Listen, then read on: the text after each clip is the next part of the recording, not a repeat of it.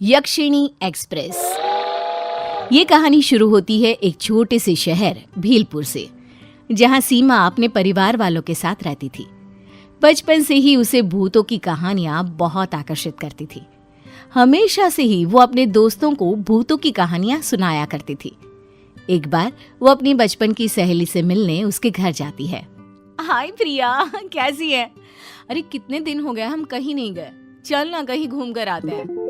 अरे नहीं, मेरी मम्मी ना मना करती है, मैं नहीं आ पाऊंगी यार। अरे मना लेना मम्मी को, चल ना। भानगढ़ फोर्ट चलते हैं क्या?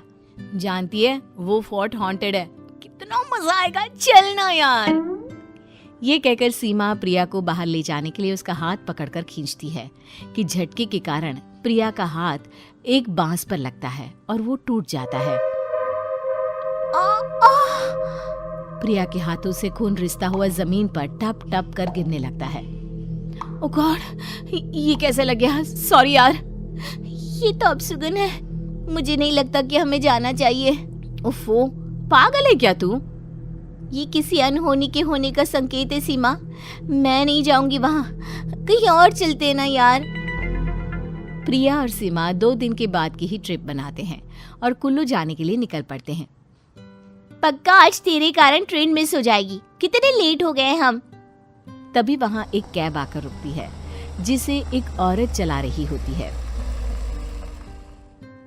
OTP please. यार सीमा, तूने पहले ही कैब बुक करा कर रखी थी। सॉरी, मैं बेकार में तुझ पर भड़क रही थी। अब जल्दी से OTP तो बता। OTP? अब OTP कहाँ से बताऊं? मैंने तो कैब बुक किया ही नहीं था। किया था मैम, अपना फोन देखिए। हाँ, 0135। ये OTP कहाँ से? और इसे कैसे पता कि मैं क्या सोच रही हूँ? चलो छोड़ो, कैब तो मिल गई ना। दोनों कैब में बैठ जाते हैं। अब बहुत लकी हैं, यक्षिणी एक्सप्रेस के न्यू कंपार्टमेंट से कुल्लू जाने वाले हो। अरे पर आपको कैसे पता कि हम किस कंपार्टमेंट से जा रहे हैं? आपके टिकट पर नजर पड़ी तो पता चला। असल में यक्षिणी एक्सप्रेस के एक कंपार्टमेंट में बुरी तरह आग लग गई थी और वो जल गया था। इतने सालों बाद रिपेयर होकर वो कंपार्टमेंट न्यू बताकर ट्रेन में जोड़ा जा रहा था। आज ही उसकी ओपनिंग है। लीजिए, स्टेशन भी आ गया। दोनों कैब से उतरकर ट्रेन में बैठ जाती हैं। कंपार्टमेंट भरा ना होकर बिल्कुल खाली खाली सा था। इतने कम लोग? लगता है यहाँ हमारे अलावा कोई है ही नहीं। अच्छी बात है ना, मस्ती करते हुए जाएंगे। प्रिया आगे बढ़ती है कि उसे लगता है कि कोई उसका पैर पकड़ रहा है। बचाओ बचाओ, कौन है? कहाँ कोई है? तुझे ट्रिप कैंसिल करना है, मुझे पता है। चल शांति से यार। प्रिया आगे जाकर अपने बर्थ पर बैठकर अपना पैर देखती है जिस पर 4 उंगलियों के काले निशान होते हैं। देख, मैंने कहा था ना कि मुझे कुछ महसूस हुआ था। ये देख मेरे पैर पर निशान। सीमा पास जाकर देखती है पर वो निशान वहाँ था ही नहीं, जैसे अचानक ही अदृश्य हो गया हो। अभी तो मेरे पैरों पर निशान थे, कहाँ गए? तभी लाल जोड़े में एक औरत वहाँ आती है और प्रिया के बगल में बैठ जाती है। उसका चेहरा आंचल से पूरी तरह ढका हुआ था।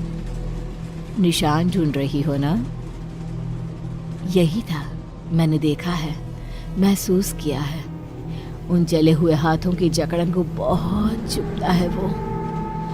आपको कैसे पता? मैंने महसूस किया है। कोई नहीं समझता, न समझना चाहता है। इस कंपार्टमेंट में मैंने अपना परिवार खोया था, अपना सब कुछ। तभी वहां सीमा आ जाती है। वो मेरी सीट है आंटी जी, आपकी सीट कोई और होगी। सीमा की बात सुनकर सर हिलाती हुई वो औरत वहां से चली जाती है। उसके जाते ही सीमा क्या देखती है कि औरत जिस सीट पर बैठी थी वो पूरी तरह जल चुका है। वो औरत कौन थी? ये कहकर सीमा उसके पीछे भागती है और वो देखती है कि ट्रेन के गेट तक पहुंचकर वो औरत अचानक गायब हो जाती है। कहाँ गई वो? अभी तो यही थी। सीमा वापस अपनी सीट पर आती है कि उसकी नजर खिड़की के बाहर पड़ती है, जहां से वो उसी औरत को चेहरा ढके हुए जाते देखती है। चलती हुई ट्रेन से ये नीचे कैसे उतरी?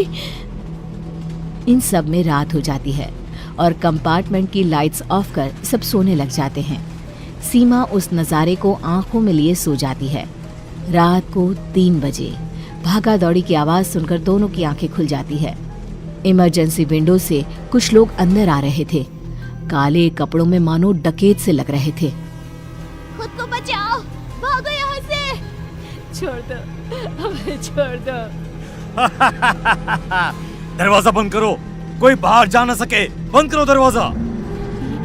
ये सब क्या हो रहा है? तभी पेंट्री का सिलेंडर फटने के कारण ट्रेन में आग लग जाती है। सभी लोग जल जाते हैं और उस आग के बीच वो लाल साड़ी वाली औरत अपना घूंघट उठाती है। उसका चेहरा पूरी तरह जला हुआ था। मैं जाना मुझे, मैं यक्षिणी, तुम्हारी कैब ड्राइवर। देख रही हो, इसी तरह हम सब जलकर खाक हो गए थे। और तभी ट्रेन रुकती है। दोनों फौरन ट्रेन से उतर जाती हैं। उनकी आंखों के सामने ही ट्रेन का कंपार्टमेंट गायब हो जाता है। दोनों एक टक ट्रेन को देख रही होती है कि एक आवाज दोनों का ध्यान खींचती है। Ma'am, OTP please. हाँ, ये हम वापस घर के पास कैसे आ गए?